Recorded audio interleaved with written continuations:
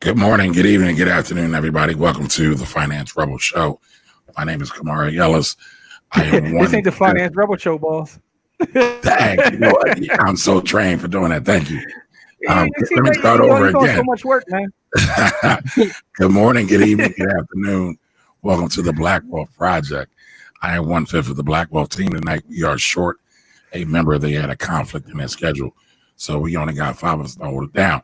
Tonight's episode will be all about financial memes and our favorite financial memes. So how's everybody tonight? Man, chilling like a villain, man. Old school. Can't complain, man. Everything's gravy. All right, well, y'all know the routine. What's everybody looking like with their health check-in? I'm still Go ahead, Courtney. Go ahead, Courtney. Miss Peloton. So, yes, I just finished Warp Zone Challenge on the Peloton. I just did that. That was my final week. This was my final week. I actually started, and I think I shared this with you guys last week. It was like a 0 to 100 challenge for like 75 days, and it gave a couple of different things you had to do: drink a gallon of water, exercise twice a day, once outside, once inside. And if you mess up, you got to start over again. So guess who messed up on Thursday? I had a class, and the thing is that's so important. I do these things on a regular basis. But one of the things is that working out outside, you have to get it done early if it's going to be a hot day. And you also just have to plan your day better. And my day Thursday went out of control. So I had to start all over again. And I said, you know what? I'm going to start on Monday. We're going to start fresh. So now I start a new 75 days. But I'm also trying to clear my Apple Watch challenge for June. I think it was like 54 miles, and I've been like laying around doing nothing. So, and then sometimes I don't wear my watch. So I actually walked 4 miles today. I don't know if y'all noticed this glow because I was out in the sun for 4 miles. You see this? This is that's the 4 mile glow. Yeah, it's the natural tan because I really do have a tan. I looked at my arm, I was like, oh, child, you gotta put on sunscreen.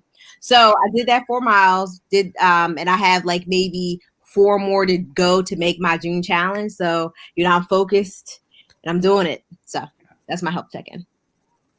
All right. What you looking like, Malik? Not really good this week, man. I've been staying up all times of the night, sleeping late. It's been a rough one. I haven't really had hardly any like real physical activity, but I'm getting those better meals, and the meals have been better. Yeah, but physically, it's been really bad. So I was up the other night till like 4 o'clock in the morning. I sent Jimmy some random stuff. I sent Jimmy some houses in Ghana at 4 in the morning. Yeah, I wake up in the morning. I'm like, I saw the time. I'm like, all right, so Malika's up looking at houses in Ghana at like 4 a.m. Like, what's popping? Like, he was on Ghana time. He was looking at him. He was looking at him real time. He can prepare for the move. Yeah, so I ain't mad at that. Yeah, it was real. The internet, the rabbit hole, man. But listen, the houses was for 120, 4 bedroom, 4 bath. Yeah, that was fire though. It was fire. Yeah, all right, now let me ask you this, Malik. Right? Is there something particular that's keeping you up at night?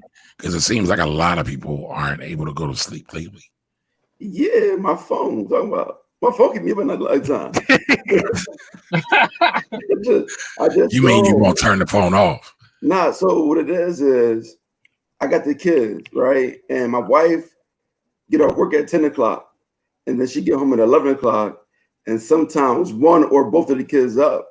So I can't even start doing any of my personal stuff until that time.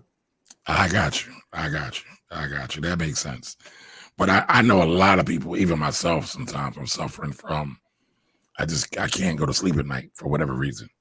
So it's interesting. I've been seeing a lot of people. Actually, Saturday night, I was up like 4 in the morning. Last night, no, not before last, I was up drinking crack and then fixing my TV. It might have been handy, but I was watching YouTube.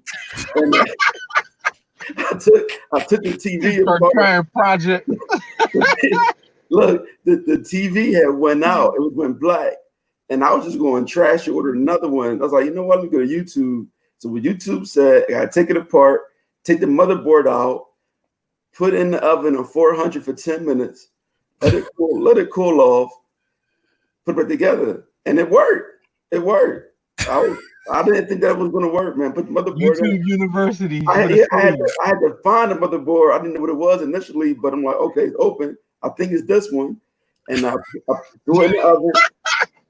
Threw it in the oven for 10 minutes. Let it cool off, and put the TV together.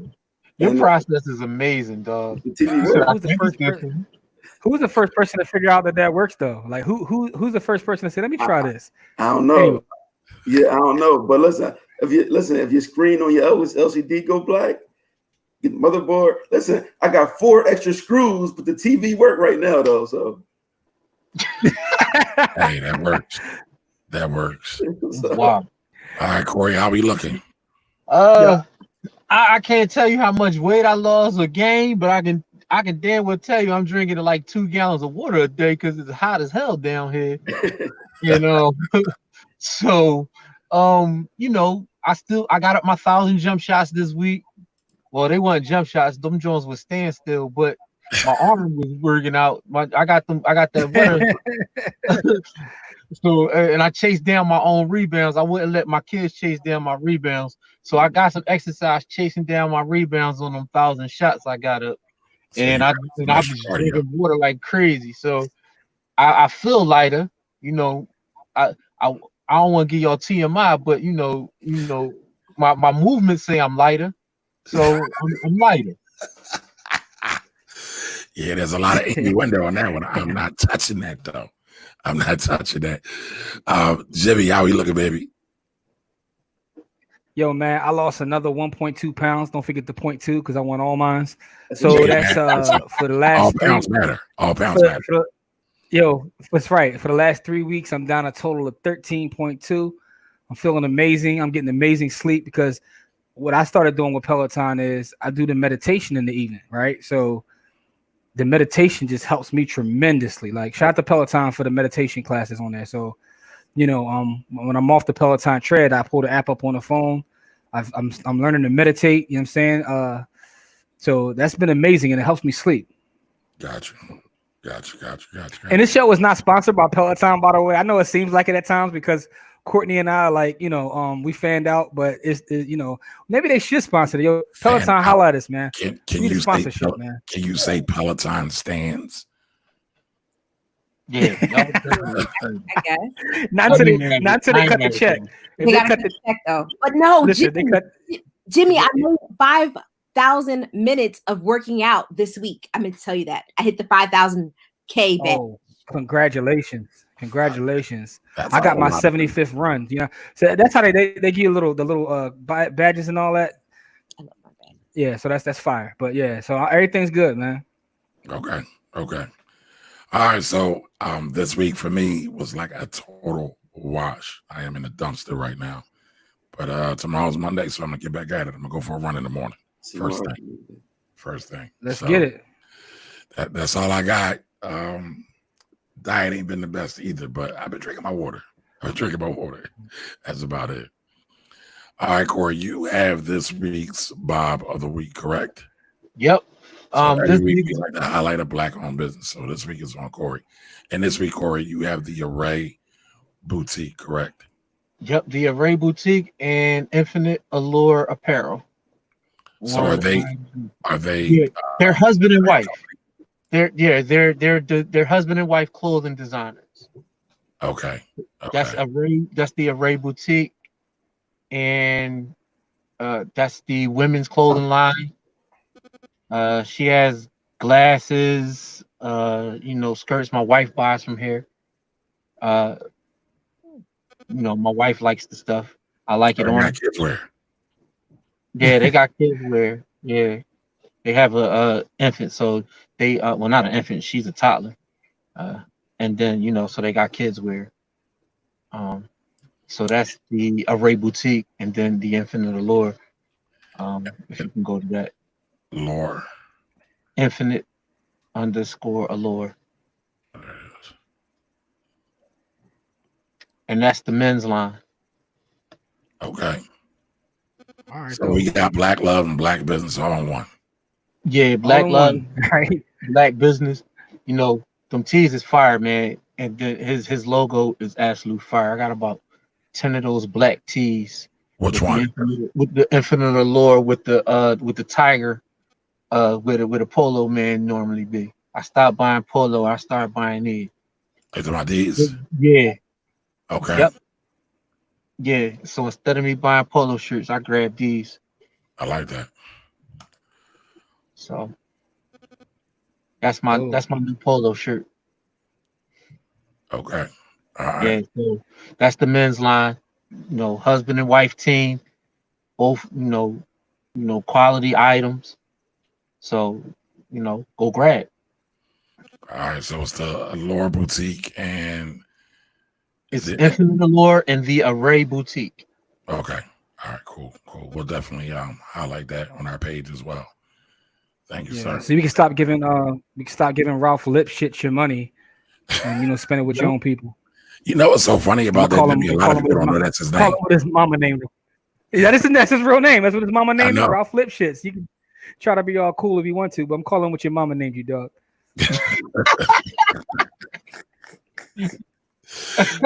I'm with that. Yeah, Ralph. Hey, listen, the last time I had a polo shirt, I actually paid full price for a joint. Was the first date with my wife, and I had a brand new joint. Took her to a Thai restaurant, and I got the dipping sauce on my shirt. Shirt ruined first time. $70. 70. Last time I ever paid that. Can't remember the last time I paid. Obviously, $90 for a Ralph. But look, though, she must have liked the date worked out. Look at you now, right? You married. It worked out.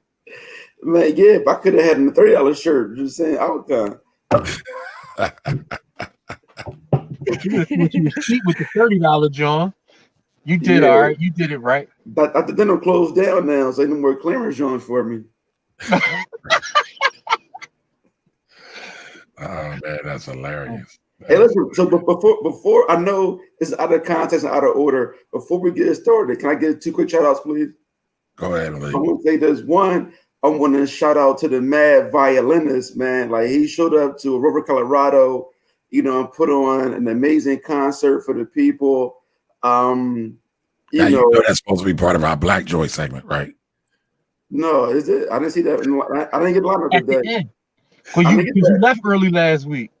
Hey, we supposed to get the show run on Thursday, so it ain't my fault. It was actually there before then. But, it's all good. I still love you, brother. All right. And also, real quick, though, so hold on. So this part, the shout out part at the end, the Black Joy part. Yeah, but keep going. So the today they had the Black Farmers Market in Raleigh. And what they do is they get all the local farmers around North Carolina, South Carolina, Georgia. They come up, they do an event. I think it's once, it might be twice a year. And that event was amazing. I think I posted on the page the article about it, like all the local Black farmers to sell their stuff in Raleigh. Okay. So talk to them for the Black Farmers Market. Okay. All right. That works. All right, everybody. So for the main course today, we're going to be talking about some of our most favorite memes. So Courtney came up with this idea a while ago because y'all don't realize this. Y'all see Courtney online and she's all cool, calm, and collect. But Courtney gets hot around her collar about some of the stuff we see out on these social media streets. But in all fairness, so do I. Flag on the play.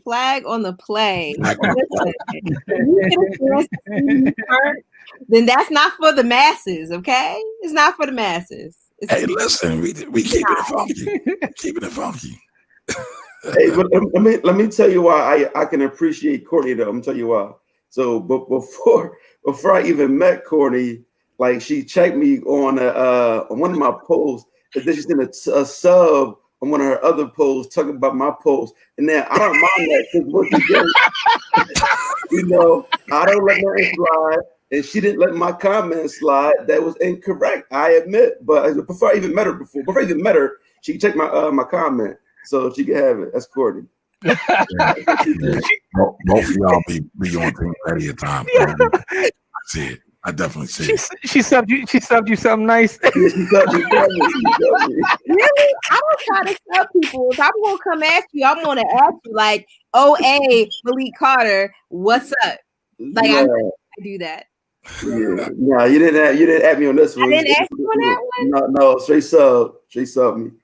Oh man. All right, well, listen, before we move on to the next topic, let's just check in with our people who are here.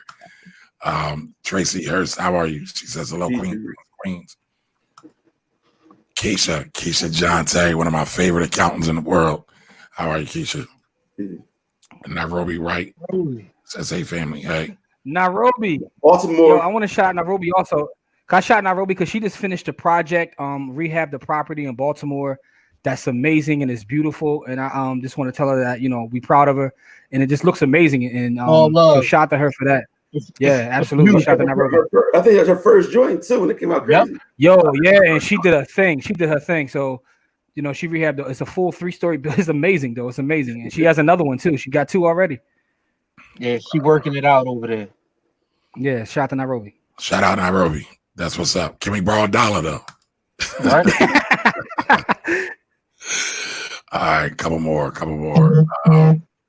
Chris Patton says still waiting for my portfolio. Hope you guys are well. Chris, you are not slowing down, but I got you. But guess what? I am overwhelmed. I got a couple people mad at me. Malik's probably mad at me too. I forgot you. You what? I forgot you. I moved on already. Dang. I'm not sure. I'm not even mad at that. I'm not even mad at that. See that? By the way, but since we talking about Kamari, you owe me something too. But I'm I ain't mad at you. But I thought I did what I was supposed to do for you, Jimmy. No, the link for the the page. We'll talk later. Okay. All right. So listen, Chris, I've been overwhelmed. Tax season won't end. It keeps getting extended, and I keep getting slammed. But that's no excuse because guess what? We all got to be accountable, even me. It's 12:22. He's on the other side of the pond. Salute to Chris. Shout out to Brixton, Oxford Circus, Piccadilly Circus, all that. So please make it earlier. But Piccadilly, what you say? We in the States, right? So it's 7:30 over here, and it's 12:22. I don't know what we're gonna do, bro. All right, Darlene, that was first time. Thanks for joining us, Miss Darlene. What's going on? How you doing? What's up, Roby? All right, she's Canadian living in ATL. That's interesting. Nice. Okay, that's dope. That's dope. Definitely a lot warmer. But all right, as we move along to our next topic, we're going to be talking about financial memes. Like I said, Courtney came up with this idea a while ago, and got to shout her out for this. Folks, starting out from the very first meme, this was submitted by Malik Carter. So Malik, what do you think about this meme? So now people always ask this comment, man, all the time. Like, would you rather have 10,000 12 minutes with Bill Gates?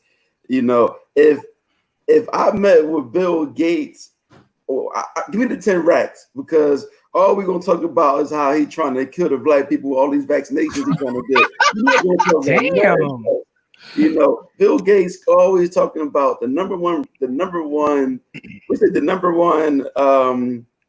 issue with the world right now is overpopulation in Africa. So not overpopulation anywhere else, but the overpopulation in Africa is the world's biggest threat. Nah, give me the 10 racks. I could pass on Bill Gates. All right, Corey, what you got on this? Yeah, specific to Bill Gates, F that dude. Even though his products, is out there and he making money. I think his company is actually one of the 2 or 3 best run companies in the world. But yeah, give me that 10 racks. So I'm going I'm gonna pass. I'm gonna pass on that meeting with him just because I don't like his stances on Africa. So give me my 10 racks. I'm gonna keep it moving. All right, Courtney. Yeah, I'm gonna have to go with the group. And let's put it in perspective. Bill Gates is like the second richest man in the world, second to Warren Buffett. Okay, fine. I don't care. That's the way I feel. And my niece and nephew they were both Gates Millennial Scholars. But give me the 10 racks. I'm good. I feel you. Jimmy, did I hit you already? No, not yet. But I'm gonna answer this without any vitriol to Bill Gates. Not that I care one way or another. But I just love Microsoft Excel so much. It's one of the greatest things and joys in my life. But with that being said, give me the 10K, man. A lot of times when people write these memes, is like they try to come off as though they're like extra smart, and like I've met wealthy people. Like if you spend 12 minutes with him, what do you think he's going to give you? Like you can go to YouTube and watch him speak. He has several speeches on YouTube. He has several interviews. There's a whole documentary series on him on Netflix. So what is he going to give you in the 12 minutes? He's going to regurgitate a lot of stuff that he has on YouTube. Give me the 10K. Like, but the people try to like, sound so sophisticated and smart by saying this. No, because the time is this and you can do this. And no, man, give me 10K.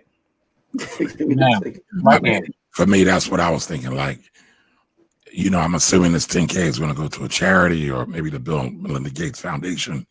They don't need my money. I don't think I can get anything from Bill Gates in 12 minutes that's worth $10,000. So I'm keeping my 10 grand. Give me that 10 grand, man. All right, so let's see what the audience has to say about this. All right, so Chris Patton says, I met Bill Gates in 93. Just let me have the 10K. I guess you wasn't impressed. That's at 83. So 83, you should have asked him for the Microsoft stock because it was in the basement. Shout out to John Blankstein. That's my buddy there. John said he'll keep the 10K. Oh man, my man Kevin Matthews. Kevin, I just shout out the video. My man over in Building Bread. Everybody go follow Building Bread. But he says these questions get my blood pressure high. I get it. So do you with us too. That's why we doing this show.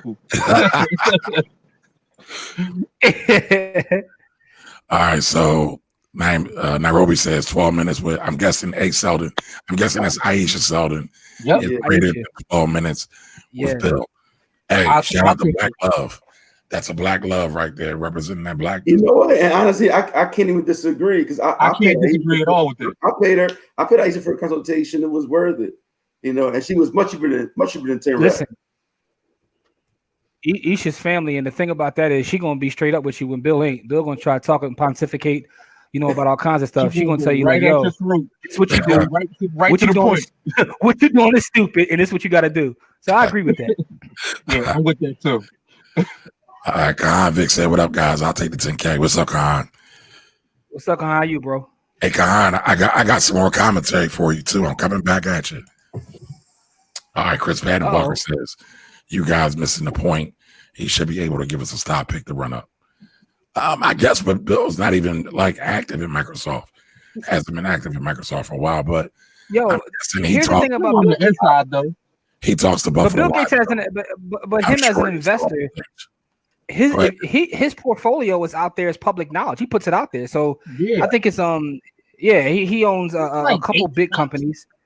Yeah. The one is the big trash company. What's the big trash company? Waste Management. He has Waste Management. You got 10% of that. Like, so he's invested in a couple companies. So he puts his picks out there. Now, granted, he may have some stuff that he doesn't put out there, but he has like a portfolio that he does put out to the public to show where he invests his money. Gotcha. Nakia Hamlin says, "Give me the 10K." All right, so it's unanimous. Everybody wants the 10K. Yet that is a meme, and I've seen on Twitter people argue the other side. Like I said, they try to sound extra woke and extra smart. Right. Oh God. All right, so this is the next meme, right? This meme holds crazy traction. You live together, rent equals $1,500 a month, utilities equal $350 a month. How much should the man pay? So what y'all got on that? Oh man. Who want to go first? It's like y'all trying to like be hesitant about it. I can go first. I go first. I mean, since we're having this how much did the man pay conversation, like these memes really turn me off because I think they are the foundation of these memes are rooted in misogyny. And we have to be very mindful of what we see and how things are playing out. How much does the man pay? Well, the idea is that the man's supposed to be the provider. Now, what if the man is not the breadwinner? So he's just supposed to spend his entire check on taking of the household, and that's supposed to be okay? I mean, I think that at some point we're all people. That person's going to become resentful. Like, oh, I can't do anything with my money except for pay the bills. And now back in the day, like, let's be very honest, my grandfather paid all the bills. He worked 2 jobs. He was an entrepreneur. He had a barbershop in West Mount Airy. And then he also worked for the post office. So my grandmother never worked. That was the situation that they had. That worked for them. that may not work for us. And I think you have to be really careful when you're trying to measure your life by somebody else's standard in a completely different time. Like that's how you get messed up.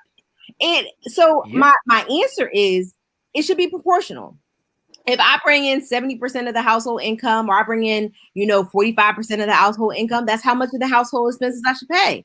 That's it. Like it's not rocket science. We should also have our own family savings. I mean, it just talks about the expenses of the house. So do you have savings? Are you investing as a family? What else are you doing? Like, this is like the most basic mean. Like, why? Why are we wasting time and space on this, y'all? Like, we quibbling over $1,800 for real? That's what we doing. Bars. Well, a lot of people will quibble over $1,800 because there's a lot of po folk out here. You right, though. You right, though. All right, Corey, come to you. What you got on this? Man, people should do whatever they want with their money, man. Like I ain't into telling nobody how to run their house, man. How am I run your house from mine? That's crazy. So I don't even respond to the kind of stupid ass shit because I can't run your house from mine, and I ain't gonna let you run my house from your house. So get the fuck out of here. All right. Well, I'll answer it. Malik, what you got? All right, so Malik. I mean, let me give you like my real life circumstance, right? So once I when I went broke, I lost everything in 2008, and I ended up moving to North Carolina. My wife held down every last one of those bills, right? And then even when I did the deal and came back to Philly, our situation, our real situation was she paid for everything in the house, and I used my money to invest. That was just our relationship, And even before I even got a job, I was out there working, and she never like, yo, when you gonna get a job? I'm tired of paying this. We never even crossed our minds, though. It was just that's what it was. Like I said, and then afterwards, for over a year, she paid for everything: groceries, mortgage, utility. She paid everything while I use my bread to invest. So whatever worked for y'all, but that worked for us. That's a real one right there. What you got, Jimmy? Well, first, I just want to say that Courtney said, why are we wasting our time and space? And I think she's right. You should own your time and space, right? So own your time and space. That's what you should be doing. You should be owning your time and space. But my answer to this question, and you guys all mentioned it, right, is you have to do what works for you. There's no one size fits all. That's the only thing I know about personal finance, right? And this isn't investment advice, but the only thing I know about personal finance is there is no such thing as a one size fits all approach. It just isn't. And it doesn't matter what anybody says. The fact of the matter is you have to do what works for you and your household. What are you guys trying to accomplish? What are you trying to build?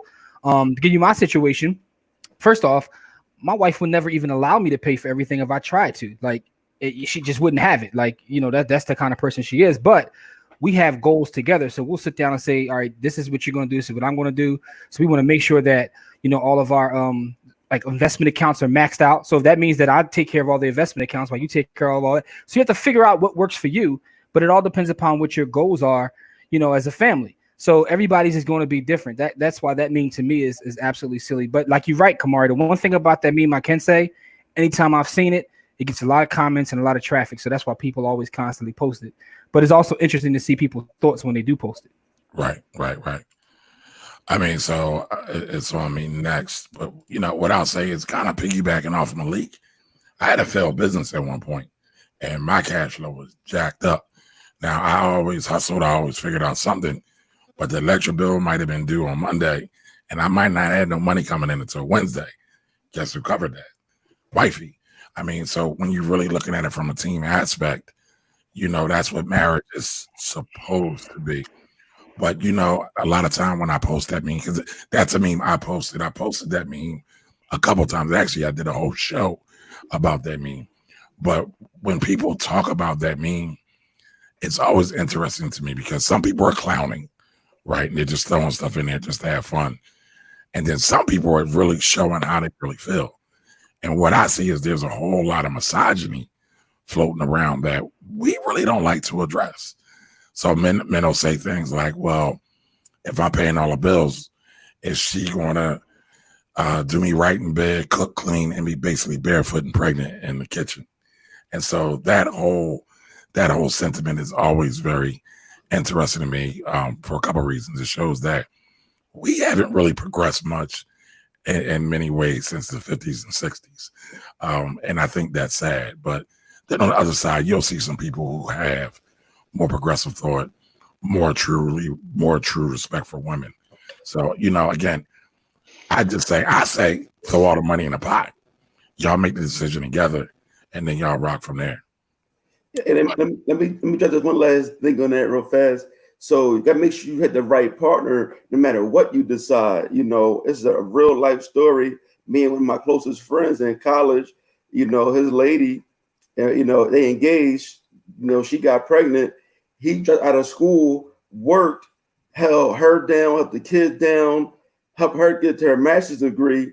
And then the first thing that she say when they break up, like, oh, you a bum. You didn't even graduate college. Like, wait a minute, I dropped out to take care of you. So, I mean, you got to make sure you get the right partner. You contributing all your bread to this person. They might not be that right person, right? There's worth even spend all your bread to that person is right, male or female. There was no way for him to know that until it happened, though. There was zero way. I don't know about that. I mean, I would have, I'm flames with the tongue, so I would have came back with something really quick, but it would have, I don't know how that person is a sociopath until it actually happens, because he put in a lot of time and effort. I don't know if you could possibly know the end outcome and know that person's the wrong person until they reveal themselves like that. That's such a good point. I think, Malik, you really hit it. It's about having the right partner. Your partner can make or break your life. Yeah, for sure. Man, listen. On top of that, marriage is not only just for love, it's a business. Marriage is a business. And if we don't look at it as a business, we're already setting out to fail.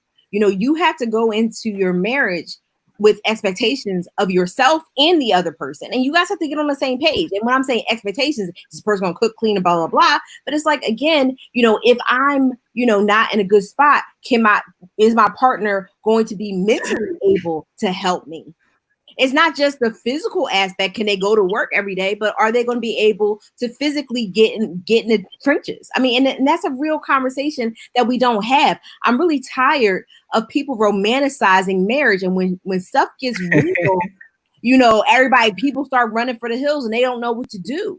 But then also you got to do the work on the front end. Is this somebody that you will, walk through, hell and hot water with? Right. That's an amazing point, Courtney, because what you said is what marriage really is. And a lot of people don't even look at the history of marriage. I know that me and Kamari have had this conversation. We talked about what marriage actually means, and from a historical standpoint, and what it has been, and the fact that it is a business. It's like, when you see wealthy families like setting up arranged marriages, right? And statistically speaking, arranged marriages have the same success rate as people who marry for love, but that's a whole nother conversation. Just thought I'd throw it out there. But the fact of the matter is, it is a business relationship, and you can be in love all you want to, but that doesn't mean that's the person you should marry. And I know that it's going to hit people the wrong way, but that's a fact. Right. Well, let's and we change, and we do change. That's true. But Akeisha Jonte kind of illustrated the point I was trying to make with misogyny, right? She says, I've seen men use paying all the bills as a justification to cheat or do whatever they want. So cheating, domestic violence, so forth and so on. So they kind of control things. What were you saying, Malik? I said he gonna cheat regardless. But what she's saying is a lot of men will say that I pay all the bills so I can do whatever I want. I've seen that. Yeah. Listen, that exact sentence I've seen. I do what I want. Not only have I seen it, I've heard it. Right. Exactly. Facts. All right. So the next one we're coming to, I want to ask that the audience chime in first. I want the panel to wait. This is one of Courtney's favorites. I had to make sure it was in here tonight. So yeah, I see our chat was getting busy about that last meme though. Sheesh. I know. That strikes a nerve. That meme is just, but I guess that's the point of the meme though. That meme does work. Yes. So, would you rather have 250,000 cash or an 800 credit score? Again, I'm asking the panel to wait to chime in and weigh in, and I want to see some weigh in from the audience members first. So, who's got some smoke for this? What y'all got? 250K cash or 800 credit score? Yeah. You said you want us to wait for them to weigh in first, right? Yeah, man. Yeah. I got Here we go.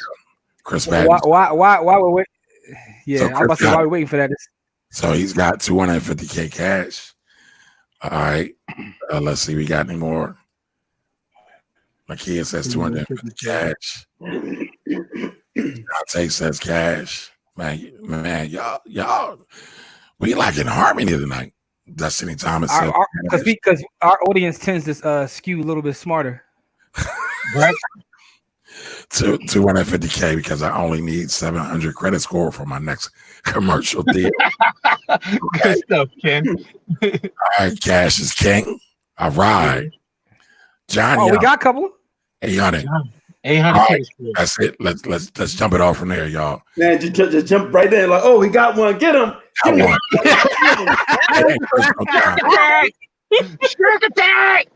So Malik, I want you to take this one first.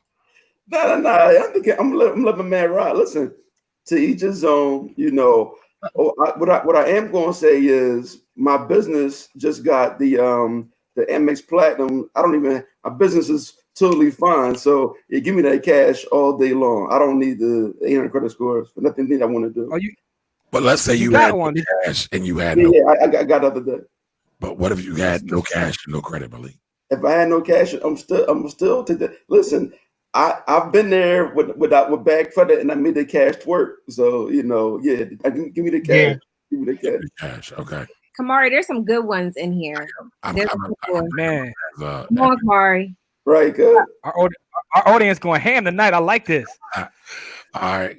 Marquis says, give me the bread. Now that's Marcus. Yeah. So what you got? Man. Man, I'm making that 250 do the Macarena. What the hell I need 800 for? I'm gonna make that 250 do all kinds of dances and flips. I'm gonna have that shit out there like Dominique Dawes. What are people thinking about? Right. Sarah Wright says, I know credit is the right answer. Sarah, can you elaborate some more on that for us in the chat? And Mari puts up something that I think goes to Sarah's point. If you can share that, Kamari. I mean, look, I listen. I know why 850. I mean, the 800 credit score is. I know why people would pick the 800 credit score is because you have to have good habits and good money habits to get an 800 credit score. And so, what if I got 800 credit score and I don't have no job? Then what I'm gonna do with my 800 credit score? Nothing. If you don't have no income, then there ain't very much you can do. Hold on, one at a time. Go ahead, finish your point, Corey. Yeah, that's what I'm saying. I'm agreeing with Wayne. If I got 250, I'm going to get an 800 because I'm going to buy an 800 credit score. I'm literally going to buy me an 800 credit score. So I'll have both. Yeah. Yeah, I gotta talk about that. I really listen, and I have to really share my experience with this real estate deal that I have because Courtney, I was actually coming to you last, but go ahead. Because I'm tired of this stupid meme. First of all, wait a minute, Courtney. I just gotta say this. So, do y'all now see what I'm talking about with the smoke and the heat? That's all I had to say. Okay. Uh-oh. So anyway, I'm tired of this stupid behind me. So here's the thing, and I think someone said it earlier. They said, "Listen, if I have the 250, I can buy an 800 credit score all day, every day, 3 times on Sunday. Straight facts. I'm going to tell you my experience. So I lifted my credit score over almost 100 points earlier this year because what did I do? I paid off all my doggone credit cards. So yeah, I bought my credit score and now I'm trying to get a deal done. And every time I turn around, somebody's pulling my daggone credit score. You have good credit. I know, leave it alone. So here's the thing. And I've been, and Kamari knows this, I've been doing a particular deal since the end of March, Kamari. And I have the income, I have the credit, but we still don't have the deal done. So again, credit is an introduction. It gets you into the room.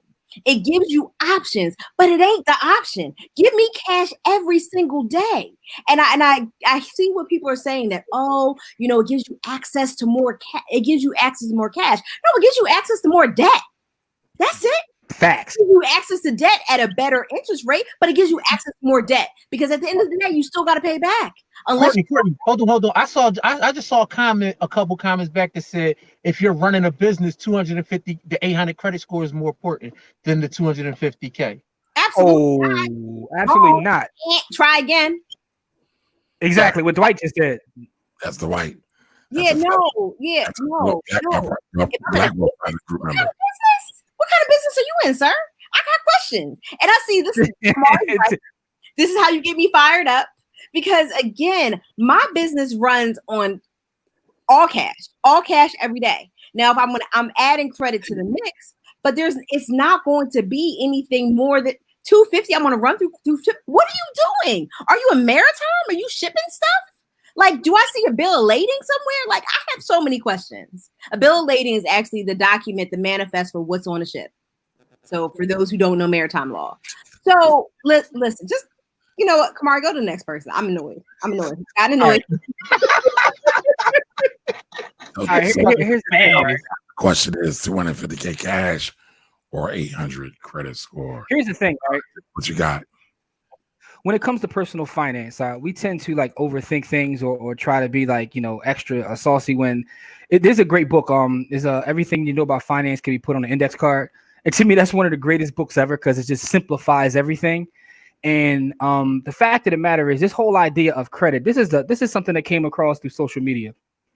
All these guys selling let me fix your credit or these credit programs. Let me build your business credit. They started with these memes because it helps them get business. But the fact of the matter is cash is king. And I know that, people will tell you credit is king, but come on, man. Cash is always king. Because if you don't have income, it doesn't matter what your credit score is. I also have a platinum Amex card for my business, and I don't even have an 800 credit score. I don't know if I've ever had an 800 credit score. Because when you get to 720, I'm going to get the same thing you're going to get as an 8 anyway. So I don't even need to be an 8. Like, I really don't even need to be an 8. So that's the first thing about that meme, which makes it hilarious to me. And the second thing is, again, it's about income. You can buy anything in this country. The way the system is run up in this country, you can buy anything. You can literally buy a credit score. You can buy politicians. I mean, shit, you can buy people. On the dark web. But that's you can buy. but the fact of the matter is, that this meme is absolutely ridiculous. Like, because when you have that credit score, what does that actually mean, right? That you can get more debt. That's all it means is you can get more debt. Cash, you can make cash work for you and make money. Now, most people say, well, you can use the credit to make money as well. Statistics show that most people don't do that, right? We have over 14 trillion in consumer debt, and none of that is people taking money to flip properties. Another thing, you see this online all the time. I'm gonna use my credit cards and buy property. Not that you can't do it. I've done it, and I know people who have done it. But what I also know is most people don't use credit for those reasons, right? Nope. It's a difference between borrowing to make money and also borrowing to consume. As Americans, for the most part, right, if we look at the average American, they are borrowing to consume. Someone posted about what's in circulation. Is it cash or credit? Because let's be real, our economy runs off debt. So I don't want to be able to get more debt. I want to use cash to be able to make cash. The idea of this whole game of finance is to somehow become your own bank. Once you become your own bank, you're selling at that point. That's the end game. That's the end game for everybody, to become your own bank. And I don't mean like in the physical sense of having the building, but having a situation where you can control your resources, put money to work the same way that a bank does. So give me the cash every day, all day. But I also understand where these people selling these these credit books and credit courses, they hustling. So this is the meme I see them all post. But at the end of the day, give me cash, man. 250K for it. Go ahead, man. Yeah. Hey, look, I'm gonna tell you one thing, right? So my wife, she never wanted to touch her credit. We trying to do business. If I couldn't do it, I needed her credit. Like, she never wanted to touch it. Oh, my credit is good. I was like, Bev, why won't you touch your credit? I don't want to go down. Like, listen, you got good credit. But when you die, they're not going to say, oh, Beverly had an 800 credit score on your tombstone. Like, yo, credit is a tool, not a tool. Just you watching it. Use your credit to get what you need. Right. But I agree. Totally agree. Well, I mean, y'all see what the panel says, right? Do I need to rehash? The only thing I would say is, right, you got a bunch of stupid memes around here that say credit is king and cash is queen. Well, that defies all laws of finance, because once you get the credit, guess what? You need to pay it. You need cash to pay it, right? So let's not put the cart before the horse. As Jimmy and Corey and Malik and Courtney have all said, the cash is better. Now, I'm seeing a couple of questions that are floating around. I'm trying to find one from Kahan. Kahan, I hope I'm saying your name right too, bro. I don't like butchering people's names, so make sure. Yes, Kahan, that's right. Kahan, okay. So he said, what if the 800 credit score gives you the ability to use leverage to gain millions in assists or in assets, right? But at some point, you're going to need cash to really utilize that leverage properly. I mean, everybody is the like, business has to be able to bring in cash to be able to pay off the 800 credit score. Like, you could tell these people don't actually study businesses. Like, if cash poor businesses go out of, Hertz is a cash poor business. They went out of business because they couldn't pay off that good credit they had. They had millions and billions of dollars in credit, and they asses going out of business because they couldn't pay off the creditors. Like, look at the top companies in the world. If you look at companies, they have to have the cash flow to pay off that credit. Right. It doesn't make any sense. In business is cash flow. But let's go back to so here's there's another point by Kahan. If your credit is terrible, though, with the 250, you are limited in what you can buy. That's so absolutely not true. You can start by buying. Wait a minute. That's not all speaking at the same time. Okay. Hi. Wait a minute. I was coming to you, Courtney. Courtney talks about this all the time, right? You can, and Jimmy talked about it too today. But go ahead, Courtney. Jump in. No. Darn it. Girl, you are not limited by what you can buy. You can buy, the average house in Philly is like what, 200,000? Go buy a house up in Philly. Like, buy a house in Philly. You're not limited in what you can buy. $250,000 is a good amount of cash. It's $250,000. And then here's the other thing. The average credit card debt in the United States is about $30,000. You can clean up your $30,000 in credit card debt, because here's the thing. FICO they have a pie chart, but one of the biggest things that they look at is how you handle your revolving debt. How do you handle that revolving credit, which is your credit cards? So if you pay that down like I did, you usher yourself into the 800 club. And I still have a collection. Now I'm at like a 750, 740.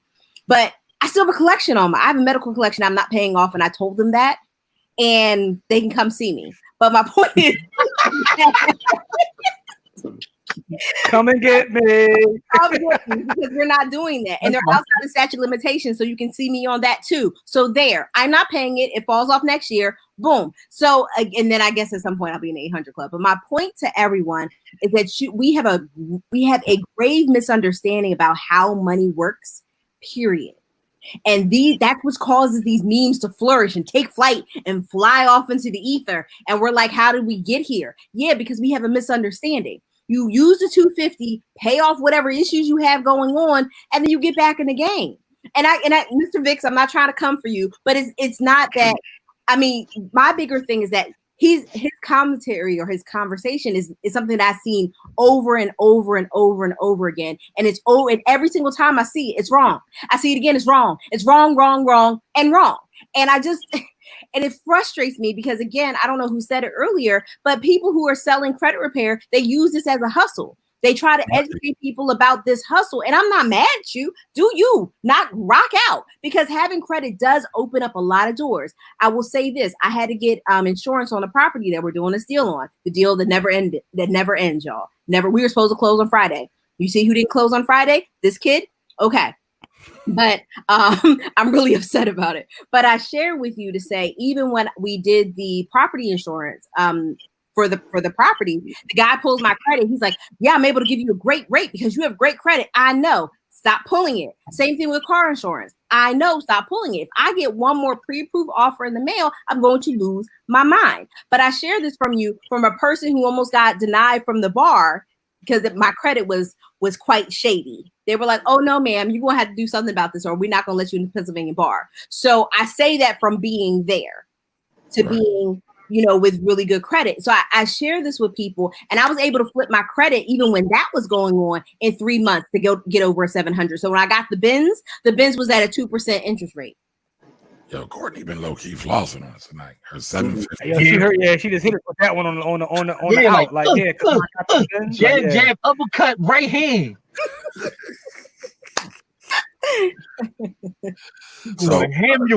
So going to Keisha Jonte's point, right? So I've had several clients that have refinanced their home, cashed out several hundreds of thousands of dollars, especially during that 05 to 07 time period, to pay off their debt. And what did they do?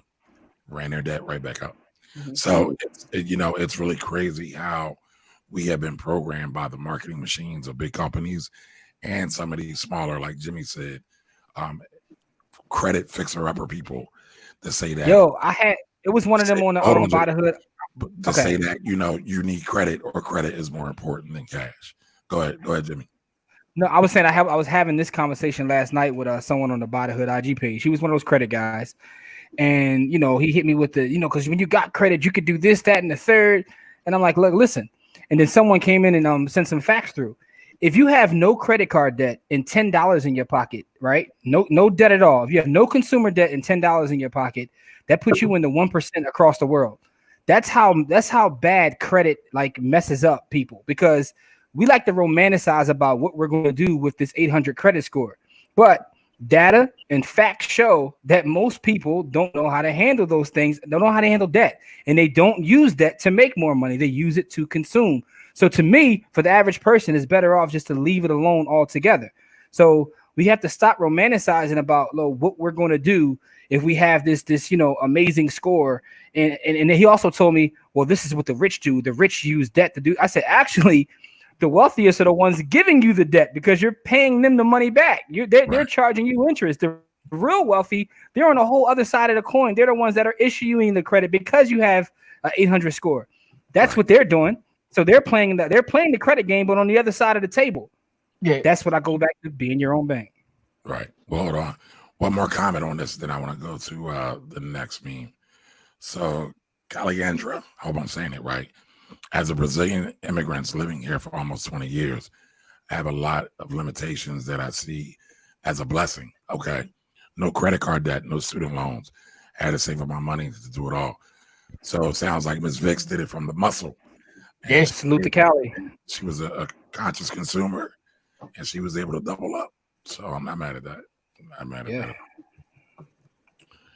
All right. So the next one was one I found in my cyber travels, and I find this one interesting. So it says, talking about wanting a new Black Wall Street, but your credit score doesn't come to 700. Explain to me how this works. Oh man, I don't understand how this works. What does this mean? Is this what does this even mean? Like, see, now I want to cuss, right? What the fuck does that even mean? Like, because so all right, man. So that one was from another person pushing credit, but I found it funny because my response was building up another Black Wall Street isn't going to be so much about credit. It's going to be about us circulating our dollars and buying from Black-owned businesses and becoming supporters and investors in Black-owned businesses. So, like, these people can't study. They cannot be studying companies. They cannot. These people cannot understand companies. Hold on, how they work. Their response was, how many people are going to be able to buy homes? So that was their response to me. So you already know what that was about. But go ahead, Corey. If you have cash, see, what people don't understand is that mortgages are not just based on your credit score. They're based on your income. So it's still about money. Like, I don't understand where do these people come from? Like, what schools did they go to? What kind of financial education do they have that they don't understand the basic principles of you need cash flow to do anything. Credit is an enhancer. It is not the answer. Like, what the fuck is wrong with you? Corey, you just said where did their education come from? So most of these people are salespeople. right? They're not digging deep into financial theory and scholarship. But go ahead, Courtney. And that's exactly it. And Kamara, we've talked about that a lot. Unfortunately, African American Black people have been sold to since we've been here. They're always selling us something, never educating, always selling. Same thing with insurance. They're like, yeah, insurance, you create generational wealth and da da da da. And also it's like, well, I mean, it actually is a risk. It's you're moving the risk of loss of life from you and your family to the insurance company. Like there's some ways that you can do that in the best way possible, but it's really still a risk transfer. So again, because people were being sold something, then we only get it from a sales perception, I guess, or perspective, excuse me. And that's where we get messed up. And I really feel bad because, again, as financial professionals, I used to be a Series 7's licensed stockbroker. That's what I had. I couldn't have these conversations in person. By compliance, I couldn't open my mouth on social media. And I feel like that's where we get hurt. We don't have the people who actually can do the work and actually put you in a better spot because they're handcuffed. But then we have these charlatans coming through just selling us anything and everything. Like, come on. Like, I'm tired of our community being taken advantage of by people who are trying to make a buck. Like, Dad. Yeah. Listen, if you're just now joining us, you're watching the Black Wealth Project. Every Sunday, we come on at 7 p.m. If you're enjoying the conversation, make sure you share it with someone. So we got a couple more comments. Just want to check in with them and then come back to the panel. Well, Kim actually makes so here's the thing. Read that one, Courtney. Okay, so Kim says, so it's a mindset issue. We can clear debt, fix credit, but if you keep the same habits, it doesn't mean anything. I keep saying, don't pay off the debt completely, bring a balance month to month. I don't understand why. Why do we need to keep paying late fees and interest for no reason? So here's the thing. One of the things about your credit is that how well do you pay somebody else? How good are you with somebody else's money? That's what credit is, period, point blank. But the thing is that part of keeping a good credit score is that you actually are using it. So that's why they tell you to keep a balance. They tell you like, okay, you can pay it off, but put something like recurring, like Netflix on it. So you're paying something off and you're actively using it. Especially during times like the recession. Anytime there's a recession, what they start doing is they start bringing down credit lines. They're saying, oh, you have 10,000 credit line. Oh, no, you don't. You have a 5,000. And they do that periodically. So again, like having credit is having good credit. Part of it is using your credit.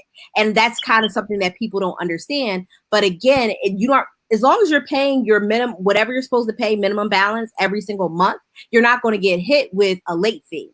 Now, the interest that you may be accumulating may be there. But if you're keeping it like a Netflix or something like that, I pay off everything once a month. Boom, boom, boom. It's done. It's just paid off every single month. And then we're fine. And I'm still showing use of my credit. So again, a lot of people don't understand the system and the way the system works. So they give you really bad advice. So here we are. I mean, whatever. And I get where they're coming from, but because we're just slightly missing the mark. Like the mark is here and we're like coming right under it. We keep coming under it because we just don't have good information. So. Man, right. Wayne put a bar up there. Malik, what you got on this one? I didn't really understand that, quite honestly. I really didn't.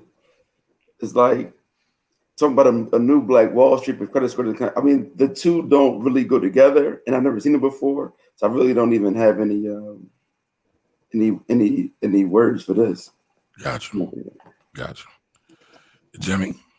Yo, this makes no sense. All right, so Malik, you're not off base because it makes no sense, but it is one of those things that will. But it will elicit a response from people, right? So I know a lot of our audience is agreeing with the things that we say. First, I just want to salute Wayne because that last statement was powerful. Because people, we do love debt in this country. We just love debt, and we don't even understand that if I'm investing in the market, right, and I'm making 15% per year. First of all, if you're making 15% per year, you probably could run a hedge fund, right? But if I'm paying 20% on my credit card, what am I doing? You see what I'm saying? So easiest way to make money in this world is to pay off your credit cards. But getting back to the meme though, Kamari, the meme makes absolutely no sense, but it does get people emotional because when I saw it online, people responded with it and had, oh yeah, that's right, that's true. What are they talking about? Because that's what we do. First of all, we like to beat up on each other. So people put these memes up like this to get us to beat up on each other. And the second part is memes actually work. It's a great form of communication. For those that follow our By the Hood page, I'm pretty much I make memes for a living at this point. So I understand the power of memes because in 2020 memes have a tendency to get more traction than a lot of other posts. So that's why people use them and they write something just to get an emotional response out of someone without actually thinking through what the meme is saying. When you think that through what it's saying, you have the same response that Malik just had. What's that even mean? Yeah, like that's What does it even mean? What does it even mean? It's just provocative. It sounds like the joint all the time. That's just provocative. Like, beat it. Beat your feet. Get the hell out of here. Yeah, that meme is nuts. It makes no sense at all. Yeah, that's just stupid. Gotcha. I can't even stop myself from cursing because that was just dumb. Well, there's a couple of comments I wanted to recognize and see if anybody had any commentary on. This was one. Sarah Wright said we need a black cryptocurrency. The A-coin. We have one. Acon. We have Acon. A-coin? There was another one too, but Guap coin. We have Guap coin. Yeah. A couple of them. I mean, but one of the biggest things about cryptocurrency, it has to be widely accepted. Any currency has to be widely accepted. Yep. So it's coming though. Mm-hmm. Yeah, no, I agree. But we have to get people to understand exactly how it works. And I think that's where we kind of fall apart. I would buy a Guap coin. I would buy a Guap coin. Just because. Yeah. I would buy a Guap coin. Give me one block. Give me one Guap coin. I'll take that one. But is the Black Wall Project coin up and running, Courtney? I'm sorry? Is it actually up and running yet? I'm pretty sure it is. Yeah, it is. Not Guap, Acons. That one I'm not sure of. I don't know. Guap coin is an absolute yes. The Acon coin is being set up with his city. I don't think it's ready yet. Okay. Yeah, it's not ready yet. Okay. All right. And there was one more that I saw. Nakia, I don't think that's actually accurate. In fact, we do spend a lot, but we are only 14% of the population. And they say black spending is about 1.4 trillion a year. The annual GDP, gross domestic product, which is a measure of 22 trillion. 20. Somebody said 22 trillion. Yeah, it's like 22, 23 trillion. Right. So we don't even make up 1/10. We like 5% of spending. Right. So we're about 5% of spending exactly. So Karan likes the name. Okay. Everybody likes the name Guap coin. So Sarah asked, are any listed on a crypto exchange? Yeah, Guap coin is on a lot of crypto exchanges. Yeah, I know Guap coin is. I definitely know Guap coin is. Okay. Now, Sarah, so Sarah said, could you imagine if we had our own dollar? It was the dinar. It was the dinar. Then they killed Gaddafi. Oh God. Yo, talk about that. But just the dollar. If black folks could have their own dollar at this point, not because black folks aren't great and dope, but there's so many other facets to that to actually maintaining the currency. It'd be crazy. Listen, Guap coin, by the way, is GUAP, and is guapcoin.com. But to Courtney's point, if you don't get a lot of acceptance of Guap coin, it doesn't matter that we have our own. Getting a mass amount of people to it. That's the power of Bitcoin, is because it's been around so long and it's so proven. And because there are coins that are better than that. I like Litecoin better than Bitcoin in terms of transferring it. But Bitcoin, they move the entire market. There's a good book out there called Bitcoin in Black America by a brother named Isaiah Jackson. He makes the argument in the book that as mass, we should start adopting Bitcoin and make that, because Bitcoin, is still available to purchase. It's still available to use, and it's as easy as going to your Cash App. We should make Bitcoin our black dollar. That's kind of the thesis of the book, but it's a pretty good book. What'd you say? I totally disagree. I mean, that's fine. But I'm saying he argues the point in the book, but it's an excellent read nonetheless. That we should take coin, and if we all en masse started adopting Bitcoin, I just want to put that out there because it's an excellent book. Whether you agree or disagree, I'm pretty sure, Kamar, you have your reasons for disagreeing. And maybe you should get him on your show so y'all can argue that point. What way to kind of sideswipe me? All right, cool. Now, me and Corey have had several Bitcoin dollar battles over here. Kamari is a well-known Oh yeah, Bitcoin. y'all had one on our show. Y'all had one on our show. I remember. Yeah. I know you hate crypto. because Kamari doesn't believe in the infrastructure being built for cryptocurrency. He doesn't believe it. That's So- not true. That's not the reason why. I explained. If you see the infrastructure being built, and when infrastructure is being built, you know money is coming behind it. Why wouldn't you get in on the front end of that? Tell me why you wouldn't get in on the front end of that. So you're arguing from an investment standpoint. I'm talking about it from a currency play. I don't believe that the United States is ever going to let Bitcoin become what many of the Bitcoin bugs believe it's going to be. And I would say history proves that. See, here's the thing. I definitely disagree. Uh-oh. I don't think it even has anything to do with the United States. One of the things that we have noticed is that we have all basically gotten away with the coronavirus and the pandemic. We've gotten away from the dollar. There's a lot of stores that are like, no, I'm good. I don't need your cash. Do you have your card? I'll take your card. Thanks for playing. You have a good day. Because we're trying to get away from the dollar, Courtney. I'm sorry? It's still the dollar. No. You're missing the point. I'm saying we're going to electronic transactions. I'm saying we're going to electronic transactions. So the next step of the electronic transaction is to remove the middleman, and now we're moving cryptocurrency. It makes sense. Now, is it going to happen tomorrow? Of course not. Is it going to happen in 5 years? It may. It may start the real adoption. It may even be sooner than that. The pandemic has accelerated a whole bunch, which including that crazy behind 5G.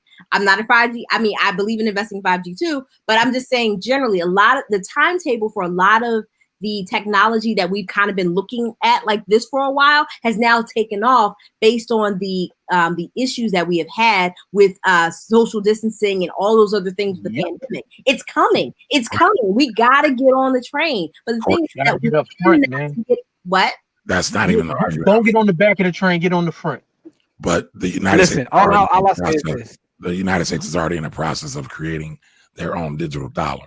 So do you really? I understand your point, Kamari, but like I know a lot of people. Do you really think I know the digital dollar will not outstrike Bitcoin? No. I don't think that the U.S. technology, the government typically does not do things well, right? And so they don't do things well. Then if you believe in a free market, then the free market does things better than the federal government. Do you know that the other companies, the private companies, will build a much better system than the federal government will? And what did Snowden say? They're always listening, right? So if y'all believe that the government doesn't do things right, they have all access to all the technologies. That's why they're in court with Apple and Google and everyone else. But I don't want to belabor that too long. That could be another whole show title. I could be a whole other show, but I just want to say that I know a lot of people hate Bitcoin, and I just laugh because I use Bitcoin and purchase an investment property. So salute to Bitcoin. Way to bring it on. Way to bring it on. All right, so moving right along, moving on to our next topic. I saw Bob Johnson. He's been in the news a lot lately, and he suggested that BLM or Black Lives Matter should create their own political party. So what do you all think about that? So can we talk about the viability of the third party? Like, I think that's where I want us to start the conversation, at least for me. Are third parties in the United States viable on a national level? Are they viable on a local level? Absolutely. Are they viable on a national level? No. And we've seen that play out a couple of times. We saw that most recently, I want to say in 74 when Nixon was elected. Was Nixon elected? No, was it 68? No, it was 68. I'm sorry. So it was 68 when Nixon was elected. There were three candidates. It was Nixon, the Democratic person, and then there was like another Southern person because they were mad about the civil rights movement. And so again, what happened is that Nixon won. Nixon is very analogous to the Trump administration. If you kind of pay attention to Nixon versus Trump, except the only thing is that Nixon resigned and before he was impeached. Well, I think he was impeached, but he resigned before the trial. So again, I mean, very analogous, and it just didn't work well because it ended up splitting the vote. I think the Democratic nominee probably would have won, but for that vote being split. So again, I think I think it's not a bad idea about creating its own political party, but I think the question should be for what purpose and how do you really execute it? And does it work on a federal level? And how do you get it to work on a federal level? Even Bernie, who was independent for years, to run for president had to jump to the Democratic Party because we're really just a bipartisan system, at least on a national level. So I think we need to understand the political process a lot better. Do we understand it? I don't think that doesn't stop us from changing it, but I think we need to understand the baseline first to say, okay, how can we really move the mark to change it? But I think a lot of times we try to change things without understanding where we are. It's kind of like trying to go somewhere on a map. It's like the first thing they ask you is, where are you? So we can tell you where you're trying to go. But if you don't know where you are, you can't get where you're trying to go. All right. Malik, you've been on a political tirade lately. I mean, shouldn't we all be? We should all be, right? Absolutely. Right. So, no, I think that Black Lives Matter. I think anybody that has the ability to, Philadelphia, the Working Families Party. I mean, I don't think that I will vote for a Black Lives Matter candidate. I'm thinking about it, but I probably would not. Right. But I'm just thinking about what would be the platform of Black Lives Matter. I think that the energy might be spent easier on working with the candidates and within the system that there is now. Because what will probably happen, like Courtney said, other times it'll like split the vote and like the most conservative candidate likely win, right? So if you got a Democrat, then a Black Lives Matter and Republican wins that election every time.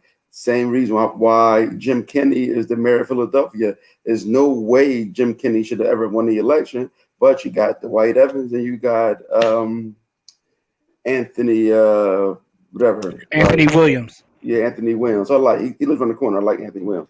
But between those guys, Kenny jumps right in. So yes, I'll say this: they should have a political party, but I probably will not vote for it.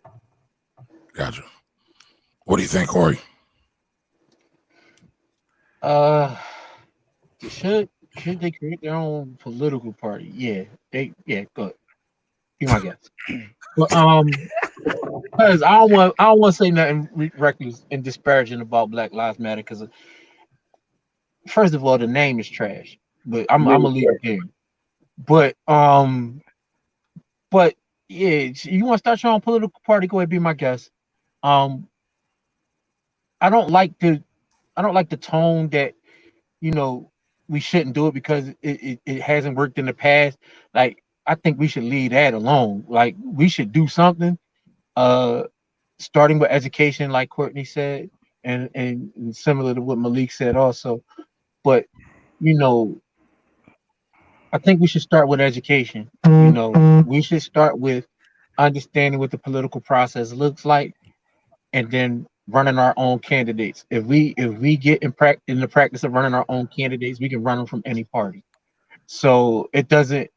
If they want to create their own party, whoop-de-doo-dah, whoop-de-doo-day, whatever, you know what I mean? But we should, as people, get in the practice of running our own candidates, and then political affiliation won't matter as much. All right, Jimmy, what you got? First off, salute to Bob Johnson, because they about to get him out of here. Some of the stuff he's talking about, like all of a sudden he's laying out all sorts of plans of what we should do, and so he might mysteriously just not wake up one day. They're not going to say what really happened, but anyway. And to Courtney's point, she made an excellent point about having that third party and what it does. I just watched a documentary over the weekend. It was called Bobby Kennedy for President. And he actually talked about the 1968 election and the fact that Nixon won. It was Herbert Humphrey that he ran against, and George Wallace ran as a third party candidate and took up a bunch of states down south. And because of that, if he didn't do that, what would have happened is it would have went to the House, because it would have been that close where they had to go to the House. And it could have went the other way, but Richard Nixon ended up the president because George Wallace, being a third party candidate, he actually won some states. And he did that strategically for him to gain power. So it was like a whole big thing with the 1968 election. With that being said, if there is a third party, more than likely those folks will be coming from being Democrats, which will do it exactly what Malik said.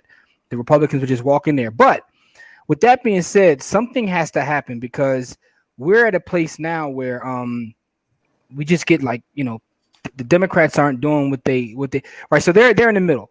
They're in the middle. A Democrat in 2020 is essentially a Republican in like 1984. That's what a Democrat is. Anybody that's extra progressive, they try to they try to kill that noise. But the fact of the matter is, because of that, you'll continue to get squashed.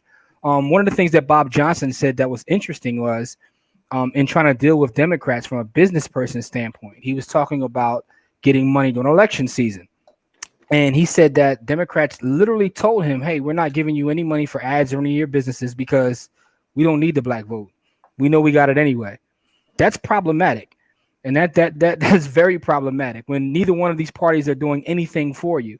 So I understand what he means when he says they should create their own party. But we have to be very strategic in anything that we do. We have to think this through because it's just not a simple solution of, hey, now there's a third party. Now we all go over here because it's about the masses. That other side isn't breaking up into another party. They're united as one.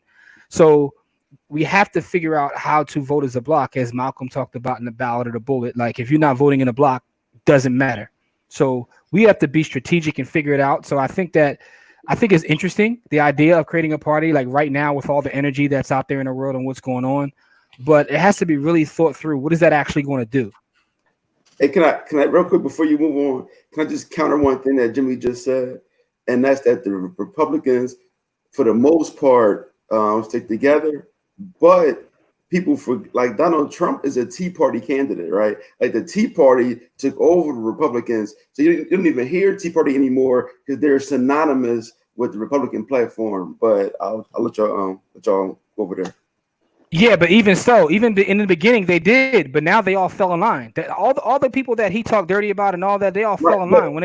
At the end of the day, the Republicans fell in line with the Tea Party. The Tea Party didn't fall in line with the Republicans. No, I understand that, but the point is they work within the system. They work within the party that's already there. Instead of splitting the vote, they work within the system. So that the analogy there would be BLM coming within and just taking over. Right. So I'll say this. I don't really think many people realize how much work it takes to actually have a political party on a national level. It's like Courtney said, the network, the infrastructure that's already in place, how much money it would take to build that up, or at least build it up so it's actually viable. And Jimmy kind of stole my thunder a little bit, right?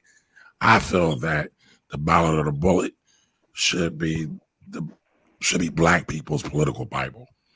I believe that. I think more people need to spend time studying that and listening to it. And one of the things that Malcolm X said was, by the way, ballot or bullet was a speech that Malcolm X delivered in either 63 or 64.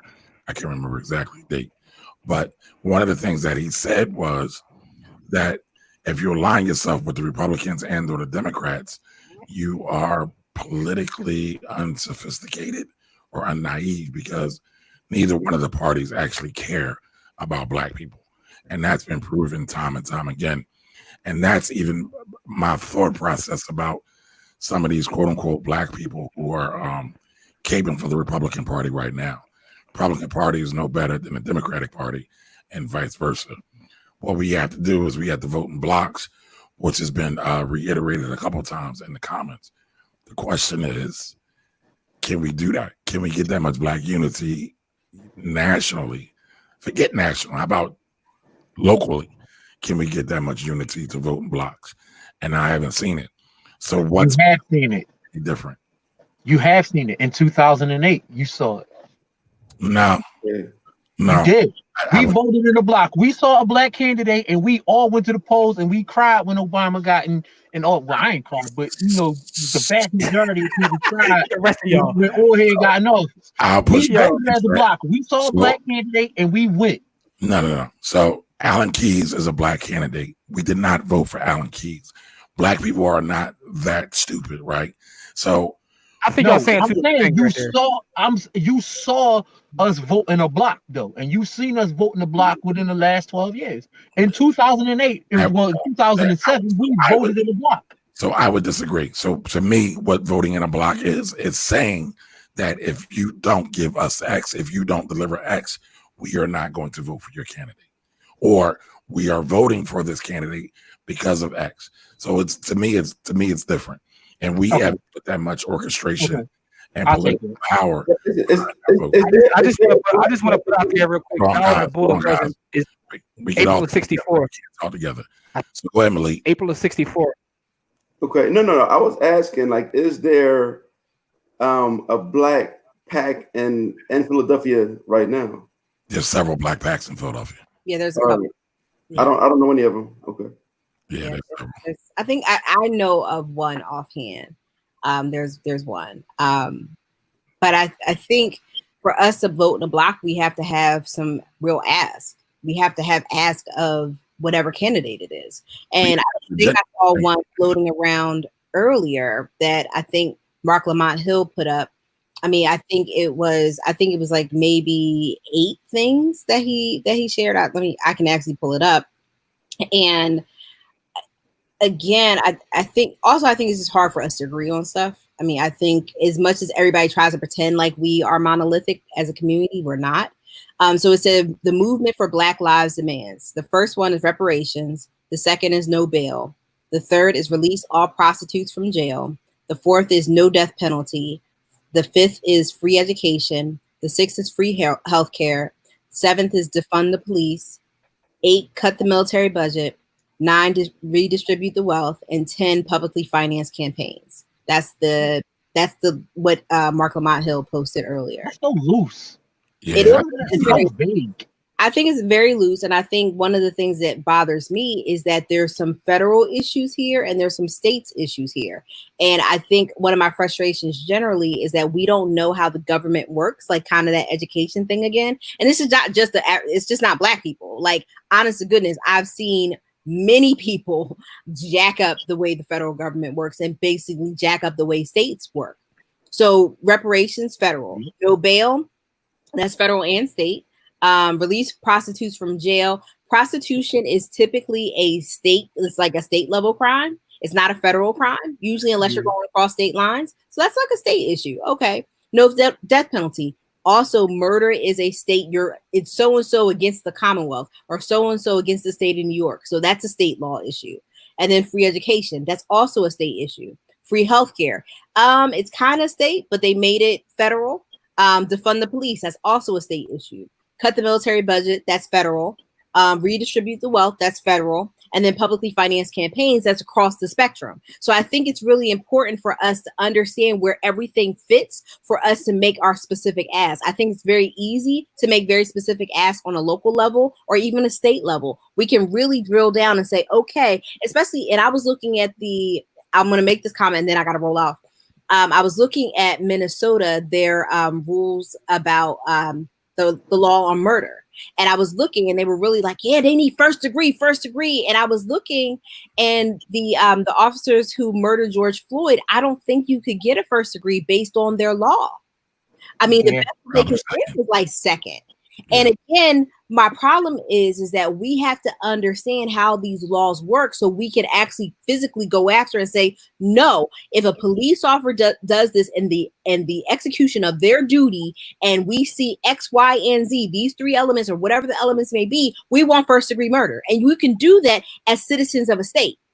So I think it's very important that we mobilize where we can and how we can. And that's not saying don't do anything on the federal level, but on the local level, you can really push the needle about things that deal with you and your life every single day. Health, safety, and welfare under the 10th Amendment is regulated to the states. But again, we have to understand the Constitution and how the Constitution works for us to understand where we can actually make our inroads. So I say that. I got to go. I will see you guys next Sunday. All right. Courtney, I'm going to say this as you're leaving. You made a comment that I hear a lot of people make that really sits bad with me. But the comment about we're not a monolith. No people are a monolith. There's probably no people that are more divided than the Jews. They somehow figure out a way to work together. And I feel that you don't work together, but I'm just saying that everybody looks at us like, oh, they're all Black people. And they're supposed we got to find our common themes and we got to work around those instead of always finding problems to fight around them. I agree. And I know you agree with that, but I wanted to say it and put it on the record for the audience. That's kind of what BLM is. I think we all can agree that Black Lives Matter. To Corey's point about the name, I think the part of the name is let's find this one thing that we all can agree with, right? Only point I was trying to make, Kamari, was, and I saw, I think it was Cavett Haynes or something. I was trying to say what they said, that it was 64, but they actually corrected themselves. It was April 3rd. Yeah, and that's kind of what I was pointing out. I saw you put the first one up. I was like, no, I think it's the 3rd, because I listen to that all the time, because like that's the master teacher, and I like what you said about like we should all listen to that. Yeah. And it's so crazy. Like yesterday, I was watching someone like sent it to me just randomly, Malcolm X in his debate at Oxford, and just listening to it now and like realizing that this is the 60s is insane, because it's the same issues. It's literally the same issues. He gave us the blueprint then, and the Ballot of the Bullet gives us the blueprint politically, economically. All those things are within that speech. So, if you don't do anything else after you leave here, let's go do yourself a favor and listen to the Ballot of the Bullet, because Brother Malcolm laid it all out right there. That actually should be a whole show. We could talk about that for a whole show and dissect that piece by piece. I know, man. Jimmy and I were talking about running a candidate. In fact, Jimmy, we gotta call him up again so we can run a candidate for mayor next election.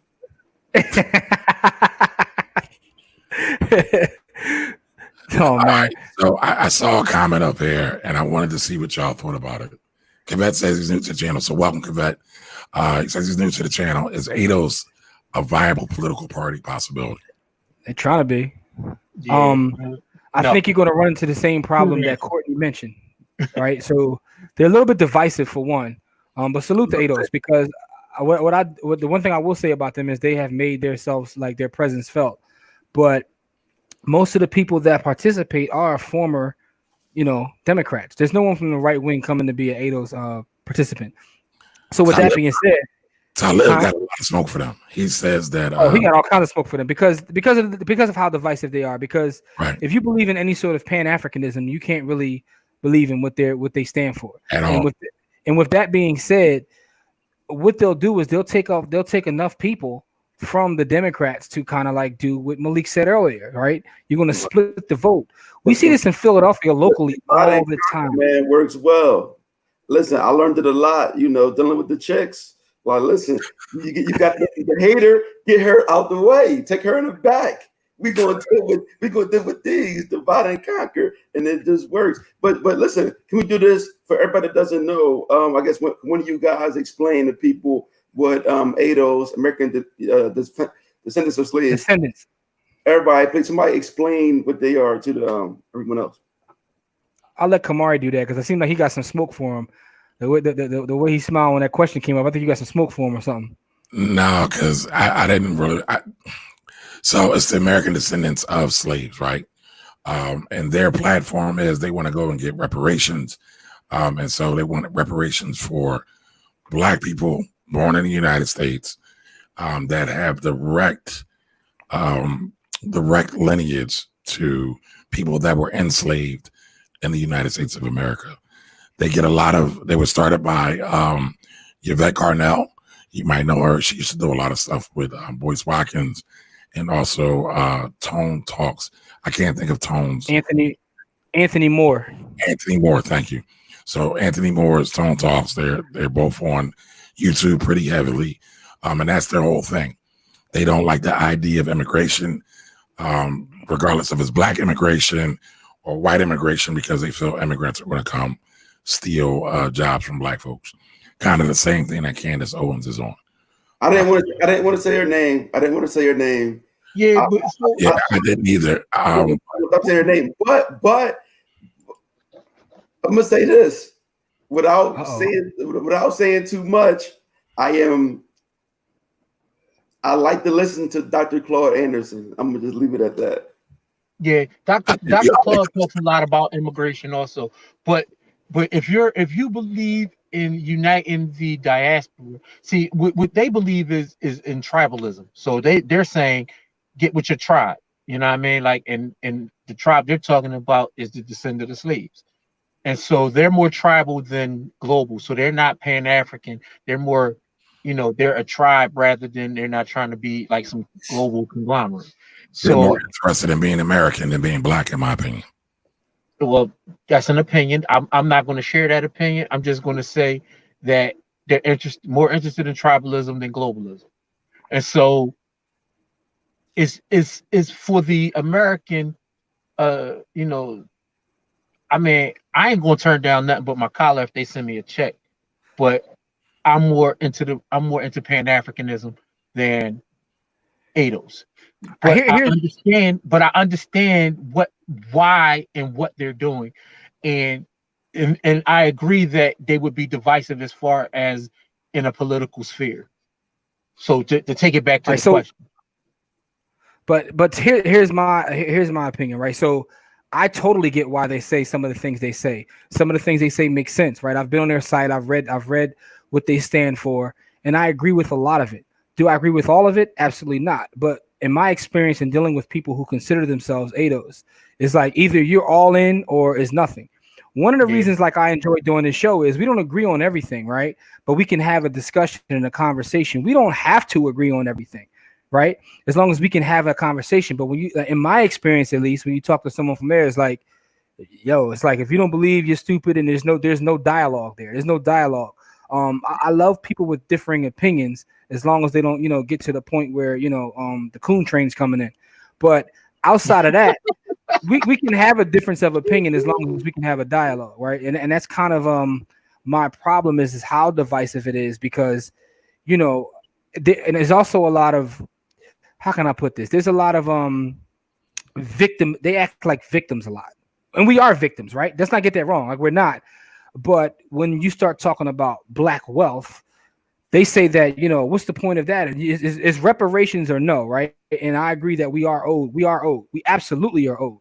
But at the same time, at the same time, if we don't educate the masses and teach people, does it even matter if we get reparations? Like, right. We were just talking about credit card debt.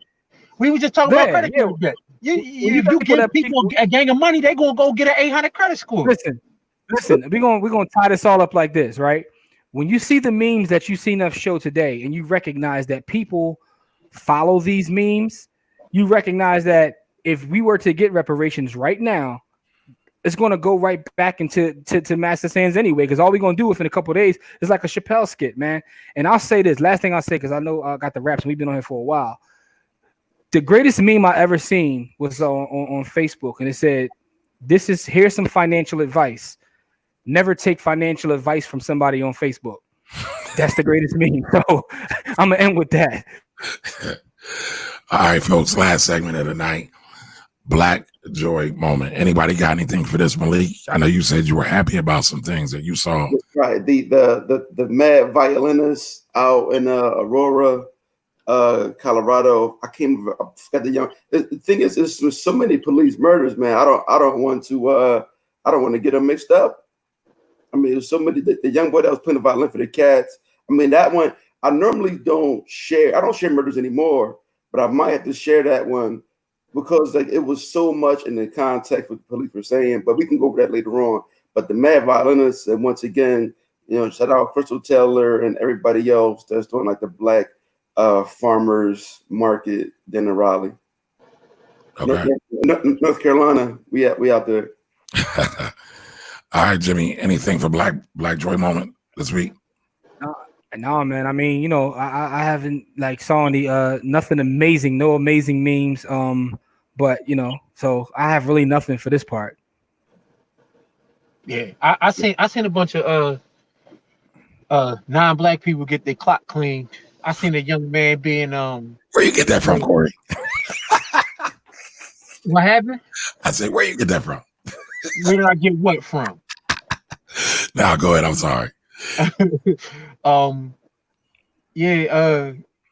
seen a young man that was trying to, they was trying to arrest him. The cop was getting a little frisky, pulling his hair, and the young man starched him and put him on his back.